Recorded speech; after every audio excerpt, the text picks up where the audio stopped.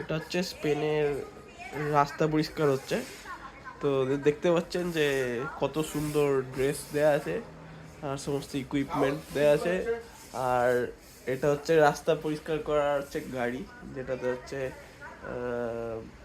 পুরো রাস্তার dust clean করার জন্য ইলেকট্রিকে চলে গাড়িটা। এটা এখন মনে হয় খানিকক্ষণের জন্য বন্ধ রেখেছে, গল্প করছে।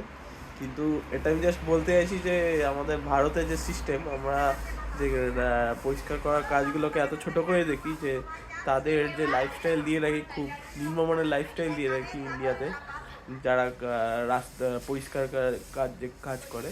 তো এখানে দেখতে পাচ্ছেন যে কোন লেভেলের এখানে গভর্নমেন্ট অ্যাটলিস্ট সিস্টেম দিয়ে রাখে, যাতে তাদের কোনো অসুবিধা হয় না, আর তাদের ডিগনিটি থাকে তাদের লাইফে আর কি, যে কোনো কাজের ক্ষেত্রে।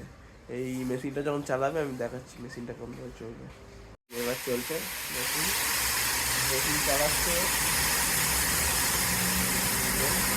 একদম দমে চালাচ্ছে মেশিন, রাস্তার ধারেই একদম। ওই পরিষ্কার করতে করতে এগোচ্ছে আর ওখানে ওইটার ভেতর পড়ছে আর কি, আর ওইদিকে হাওয়া বেরোচ্ছে।